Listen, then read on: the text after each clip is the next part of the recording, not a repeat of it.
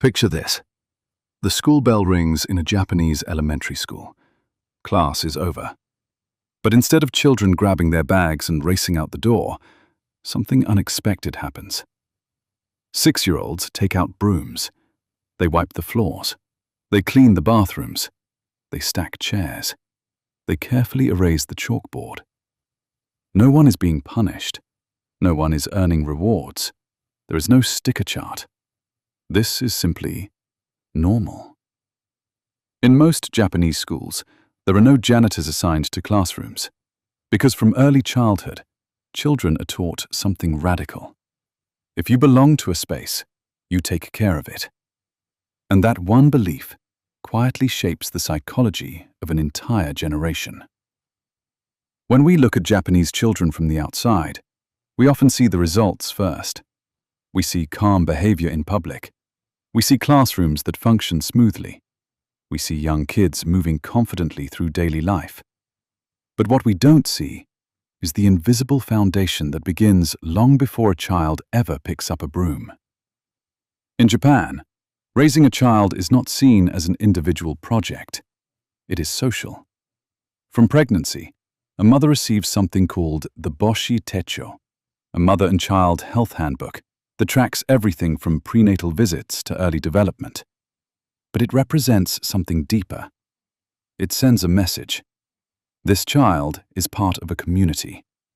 You are not alone.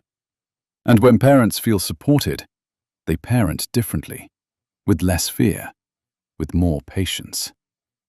Then come the early years, and this is where things become truly fascinating. In many modern cultures, independence is encouraged very early. Babies sleep alone. Parents are told not to spoil them. Self-soothing becomes a milestone. But in Japan, the first years are about closeness. Babies commonly sleep beside their mothers. They are carried constantly on their parents' body. There is a concept called ame. It describes a child's quiet assumption that they can depend completely on their caregiver's love. And that dependence is not discouraged. It is welcomed. A toddler leaning into their mother is not seen as weak. It is seen as secure. And here's where psychology matters. Children who experience strong early attachment often become more confident explorers later. When emotional safety becomes the baseline, independence doesn't feel threatening. It feels natural. Japanese children are not rushed into independence. They are saturated in connection first. And then, gradually, responsibility is layered in. By preschool age, children participate in group routines. They clean up together. They serve lunch to one another. They practice noticing how their actions affect others. Discipline focuses less on punishment and more on awareness. Instead of, "You're bad," a parent might gently say, "How do you think your friend felt?" The emphasis is not shame, it is empathy. Children are taught to read the room, to sense the atmosphere, to understand harmony, known as wa. Maintaining group harmony becomes an internal compass guiding behavior. And when children grow up constantly aware of others, they develop powerful self-regulation. This is why public spaces often feel calm. It is not fear. It is emotional intelligence practiced daily. Even school lunches reflect this philosophy. Meals are balanced and shared. Everyone eats the same food. There is no competition over who brought what.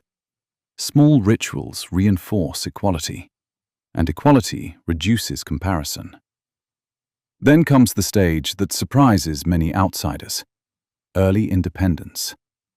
Around age 6, children often begin commuting to school in small groups. But what looks like sudden freedom is actually the result of years of preparation. They have already practiced responsibility. They have already internalized routine. They have already experienced belonging. Independence is not thrown at them. It is earned through competence. And competence builds confidence in a way praise alone cannot. When a child cleans their classroom every day, They don't just learn cleanliness, they learn ownership. They learn that their actions matter. That belief that I contribute becomes part of their identity. Now, it's important not to romanticize. Every culture has trade-offs.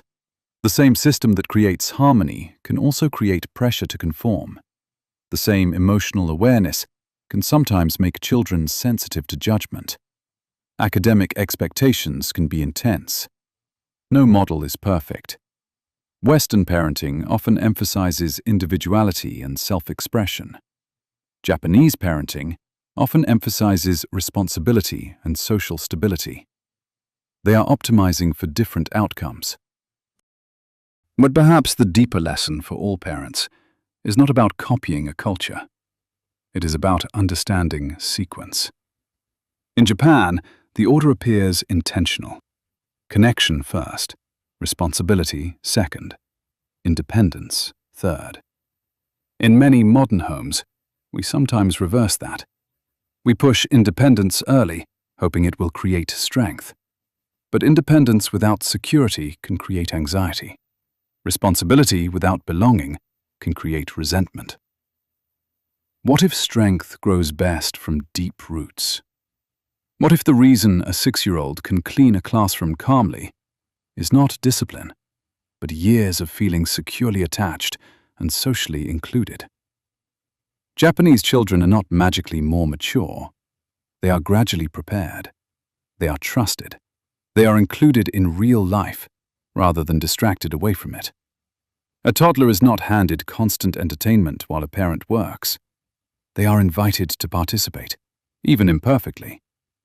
And that small shift, from entertaining children to including them, may be one of the most powerful lessons here.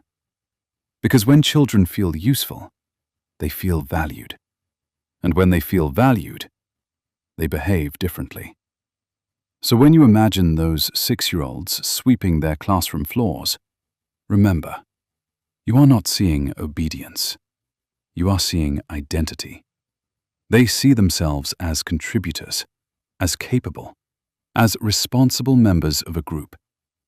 And that identity was built slowly, from birth, through closeness, empathy, routine, and gradual trust. Maybe the real question is not whether Japanese parenting is better. Maybe the question is this: are we building security deeply enough before we demand independence?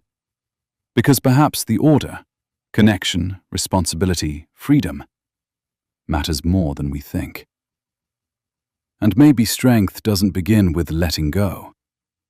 Maybe it begins with holding on, just long enough.